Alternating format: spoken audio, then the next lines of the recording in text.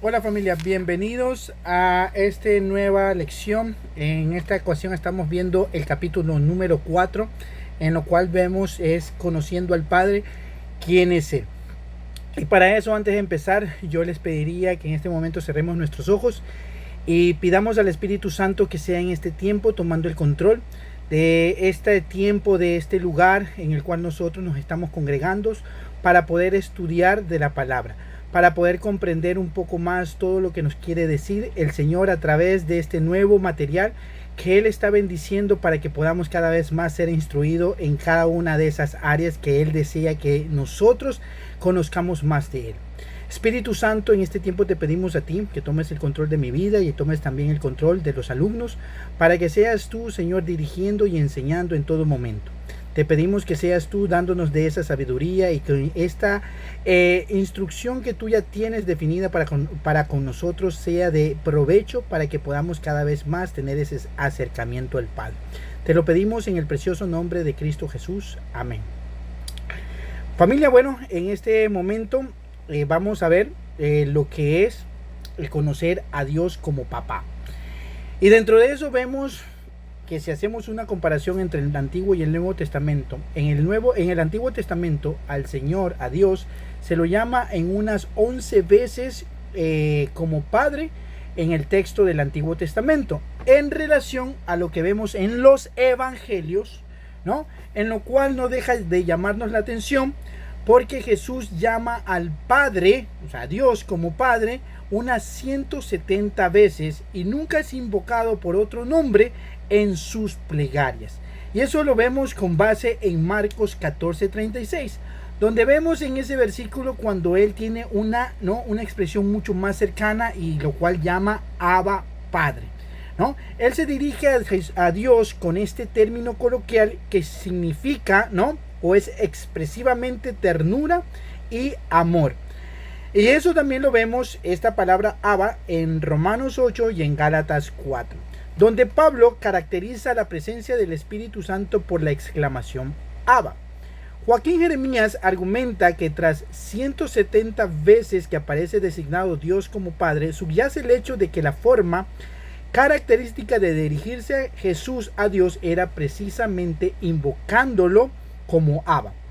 Abba era un balbuceo que los pequeños niños llamaban a sus padres, lo utilizaban también los adultos para dirigirse a sus padres o como una forma de cortesía y afecto para los ancianos que no eran sus padres.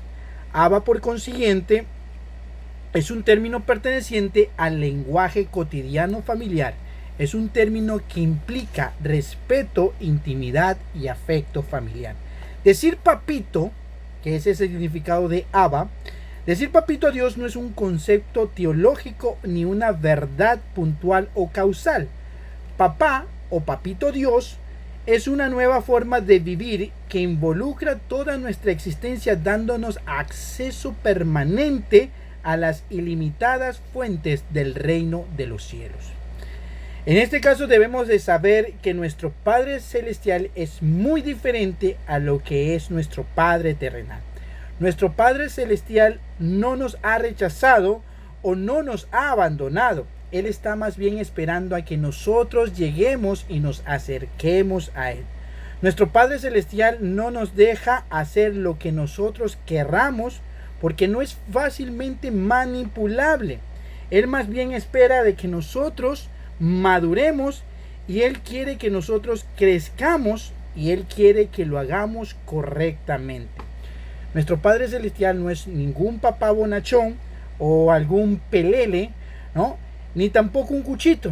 Tampoco es una persona que es muy bacán o el gran amigazo que alcahuetea, ¿no? Más bien nosotros podemos acercarnos con ternura, entendiendo primeramente quién es Él. Porque cuando entendemos vamos a comprender la disciplina que Él hace en nosotros porque Él nos ama. Nuestro Padre Celestial es una persona en la cual nosotros podemos depositar nuestra confianza. Pero tenemos imágenes distorsionadas de Dios. Nuestro punto de vista acerca de Dios se ve muy influenciado por el de nuestros padres y por lo que se nos enseñó en los primeros años de nuestra existencia. Muchos hemos incorporado en nuestro ser interior conceptos sobre Dios que nos han legado los maestros en la escuela secular, también los maestros en las escuelas cristianas y los predicadores de la iglesia. Nuestra percepción de Dios hoy todavía se compone en buena medida de lo que ellos entendían. Vemos que hay un padre amoroso o un padre exigente. Todos hemos escuchado uno u otro de los siguientes frases o conceptos. Oímos a un padre amoroso que nos acepta y que nos dice: está bien, confía en mí la próxima vez y haré que tu gozo sea pleno. O terminamos escuchando lo que dice un padre exigente que nos censura diciendo: pues bien, has vuelto a arruinar las cosas, ¿no? Evidentemente no hiciste lo que te dije, ¿no es cierto? El último caso no es el Dios que presenta la Biblia. El primero sí lo es. Por cierto que con frecuencia nuestra seguridad como creyentes depende de que entendamos que el Dios al cual nosotros servimos es primero y principalmente un Dios de amor. El padre exigente pudiera parecerte a un ogro mandón, siempre preocupado o muy pronto para castigarte si no le obedecías. Puedes haber crecido pensando que el amor de Dios había que ganárselo. Puedes haber entendido que tu valor dependía de tu comportamiento y no de tu valor intrínseco para Dios. El amor consiste en afecto y también en corrección. Los bebés se acarician y se corrigen, y ambos actos son expresiones genuinas del amor que tenemos los padres para con nuestros hijos. Las dos acciones se llevan a cabo por los padres porque creen que están haciendo lo mejor para sus niños en sus momentos de vida. Vamos a ver los significados dentro de lo que es el Nuevo Testamento. Primeramente vemos la palabra pater. Padre se traduce del griego pater, que significa nutridor, protector y sustentador. Esta palabra se utiliza de Dios en relación con aquellos que han nacido de nuevo en virtud de su fe en Cristo. Es decir, que han sido adoptados como hijos por Dios Padre por medio de Jesucristo. Abba, que significa Padre, y Jesús lo utiliza más de 100 veces en el Nuevo Testamento. Abba era la palabra familiar que los niños judíos empleaban para dirigirse a sus padres. Más o menos corresponde al papito, ¿no?, en castellano. Antes de Jesús nadie había osado llamar a Dios mi Padre. Jesús es el primero que se ha atrevido a dirigirse a Dios con el vocablo infantil y rebosante de confianza: Abba, papá. Jesús se dirige a Dios como un niño se dirige a su Padre. Esta palabra comporta familiaridad y confianza, una relación de mucha intimidad personal. También, ¿no?, hay imágenes distorsionadas y creemos que es un padre muy íntimo o un padre distante. Está siempre allí el padre íntimo. Podemos contar con él. Es un amigo distante y podrá prestar oídos a nuestras oraciones si de casualidad de que nuestros intereses coincidan con los suyos. Ese es el significado de un padre distante, ¿no? Pero tenemos que reconocer que es un amigo íntimo y es alguien que escucha, sea o no sea de su interés. Primeramente tenemos que entender que Dios es nuestro amigo íntimo, ¿no? Y es también no es un conocido distante. Todo esto depende del grado de apertura que tengamos nosotros con él. El amor de Dios por sus hijos nos ayuda a comprender lo importante que somos para él. Al desconocer este principio podemos tener expresiones como la siguiente: si usted desconoce a Dios como un padre íntimo, más bien usted tendría estas expresiones: ¿acaso Dios no me escucha? ¿Qué le puede importar mi vida a Dios? Dios está demasiado ocupado para acordarse de mí. Nuestro Padre Dios nos conoce mejor que nadie y desea cultivar con nosotros, que somos sus hijos, una comunión tal y cual hubo en el vientre de nuestra madre. Dios ha decidido acercarse a su pueblo a través de su pacto. Dios siempre ha tomado la iniciativa de amar a su pueblo. Él no está lejos de cada uno de nosotros.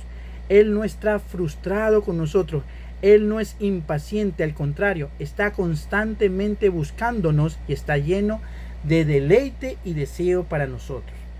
También vemos otras características, ¿no? Dentro de eso, un padre paciente, ¿o es acaso un padre intolerante? Supongamos que usted cometió un error, metió la pata y se acerca al Señor a fin de considerar esa situación. ¿Es esto lo que usted oye decir? ¿Lo que usted cree que le dice Dios? Entiendo. Permíteme que te muestre en qué fallaste. Permíteme que te muestre por qué fracasaste y por qué te sientes desilusionado. Permíteme que te muestre por qué estás desalentado y cómo puedes evitarlo la próxima vez. Aun cuando lo vuelvas a hacer, sin embargo, te voy a seguir amando, porque has sido aceptado por gracia, no por tu comportamiento. Te enseñaré por medio de mi espíritu aunque tropieces y caigas, porque mi meta final es que llegues a ser la persona que quiero que seas, conforme a la imagen de mi Hijo, de manera que sigue adelante, porque siempre estaré allí contigo. Miren esa hermosa ilustración de cómo nos recibe Dios cuando nosotros cometemos un error. Pero muchas veces creemos lo siguiente. Pues bien, esta es la expresión que muchos de nosotros pensamos que recibimos de Dios. Has arruinado todo de nuevo. ¿Será posible que no te entre en la cabeza que cuando te digo algo es así como quiero que lo hagas? ¿Por qué será que te he dicho exactamente lo mismo vez tras vez y te empeñas en complicarlo todo? ¿Será acaso esa la expresión que nosotros recibimos de un padre que nos muestra la Biblia? ¿Acaso será Dios un padre intolerante con nosotros? Pensamos también que podemos estar relacionándonos con un padre airado, que se ocupa de recordarnos con severidad que una vez más hemos hecho una mala decisión, nos golpea por nuestra incapacidad. Ese tipo de perspectiva lo que hace es acercarnos a Dios sintiéndonos condenados, culpables y llenos de frustración, temores y ansiedades. Ver a nuestro Señor así constituye un tipo de esclavitud. No podemos obviar, ¿no?, que en el Antiguo Testamento se caracteriza a Dios como un ser celoso. Se le enciende su furor, ¿no? También vemos que se caracteriza a un Dios que odia, pero también vemos que siente misericordia y compasión por su pueblo. Dentro de eso, muchas veces tenemos o pensamos de que Dios es un padre insensible. Es el tipo de consejero al que nos acercamos o acudimos a un ser insensible que más bien se enoja porque tenemos problemas. Nos acercamos llenos de rechazo porque nuestro comportamiento no se asemeja a lo que se esperaba de nosotros. ¿Cuál es el nivel de comportamiento que el consejero espera? ¿Santidad y justicia sin compasión alguna? En contraposición, nuestro Padre se alegra o regocija. La relación del cristiano con Dios tiene una dimensión de calidez y empatía, pues Dios no es una oficina o un ministerio, no es una máquina o una computadora que automáticamente, ¿no?, cumple con todas las necesidades de la gente. Por otra parte, no es una fuerza o un objeto y por lo tanto no puede ser usado o manipulado. Finalmente, Dios es un fin en sí mismo, no un medio para llegar a otro fin. Y así lo hemos de valorar por lo que es en sí mismo y no meramente por lo que hace. ¿Acaso Dios es un proveedor reacio?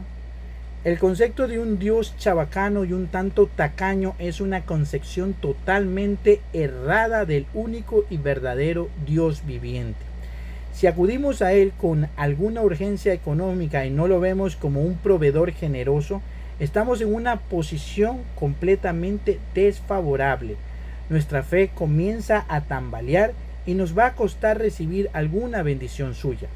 Lo único que nos vamos a atrever a pedir es lo que creemos que merecemos, cuando en realidad nosotros no merecemos nada. Dios no está inmóvil o inactivo ante lo que nos pasa u ocurre. ¿Acaso Dios será un padre inconsecuente?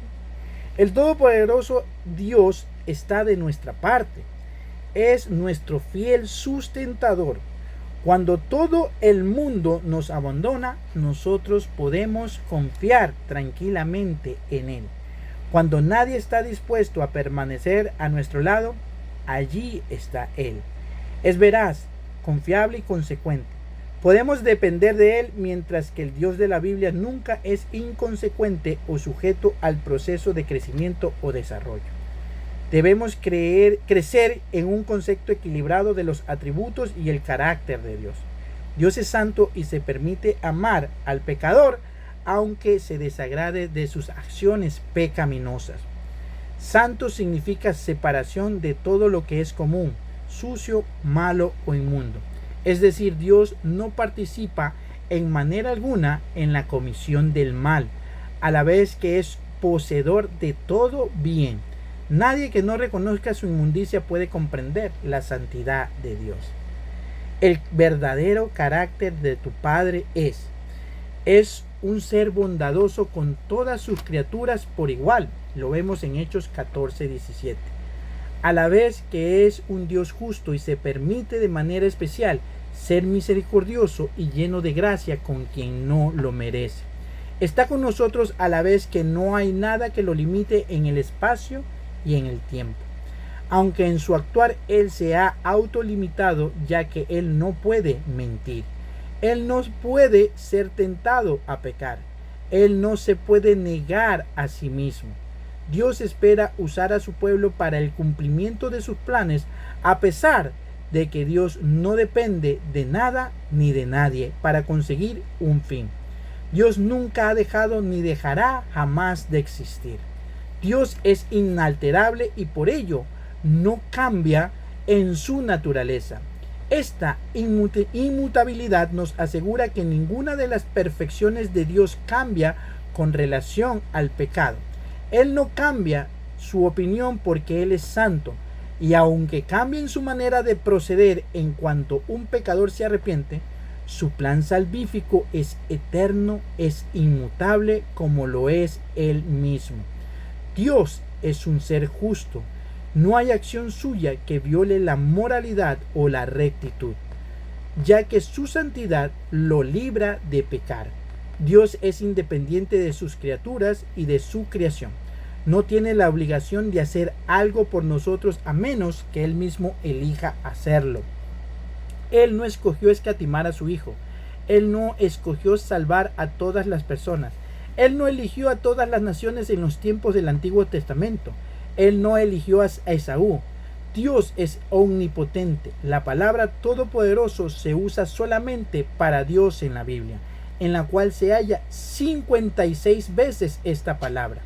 Él está en todas partes, y aunque su omnipresencia difiere del panteísmo, que afirma que el universo es Dios y que no hay distinción entre el creador y lo creado, esto nos recuerda que no es posible escaparse de la presencia de Dios.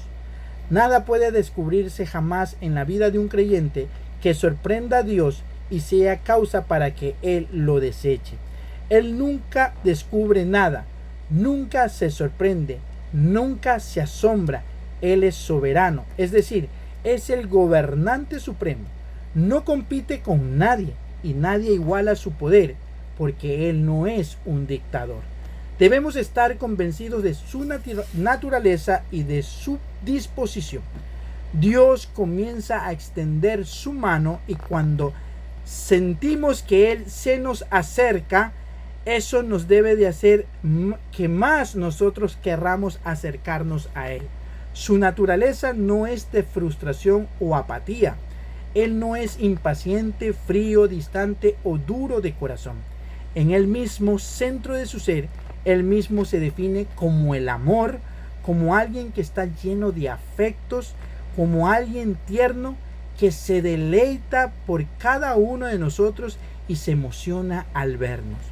Cuando comenzamos a ver esto, nos causa querer ir hacia Él. Cuando vemos que Él se deleita completamente en nosotros en todo momento del día, esto nos causa amarlo mucho más a Él. Dentro de eso debemos conocer los nombres y cómo relacionarnos con Dios. Los nombres de Dios son sus propias descripciones de sí mismo, revelando alguna característica de la persona. Provee una relación de su carácter. Elohim es un plural majestático. Este plural de majestad denota la grandeza y supremacías ilimitadas de Dios. El Shaddai, Dios se dio a conocer a los patriarcas para dar consuelo y confirmación de su pacto con Abraham. Esto, el Shaddai, significa el Dios de la eternidad. También había otra expresión donde le llamaban a Dios el Roí, el Dios que ve. También vemos Yahvé Jireh, Jehová proveerá. Después que el ángel del Señor señaló un carnero para usarse como sustituto de Isaac, Abraham llamó al lugar el Señor proveerá. También hay otra expresión con la cual nosotros llamamos a Dios y es Yahvé Nisi, que significa Jehová es mi bandera. Después de la derrota de los amalecitas, Moisés edificó un altar y llamó a ese altar Yahvé Nisi. También vemos Yahvé Shalom, que significa Jehová es paz.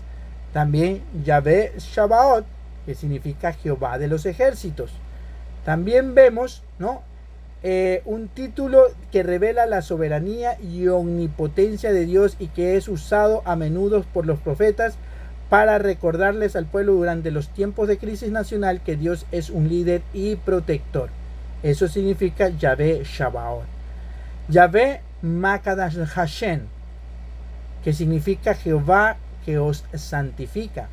Yahvé Raá, que significa Jehová es mi pastor. Yahvé Tzidkenu, significa Jehová, justicia nuestra.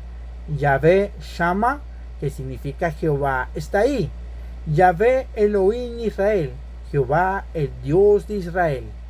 Y también vemos, expresiones como Adonai, que significa Elohim, y Adonai es un plural majestático y que significa el singular significado del Señor como amo y dueño de todas las cosas. Ese es el mensaje, esta es la lección que hemos trabajado en este día. Espero que lo hayan aprovechado y que el Señor los bendiga. Gracias. Bye.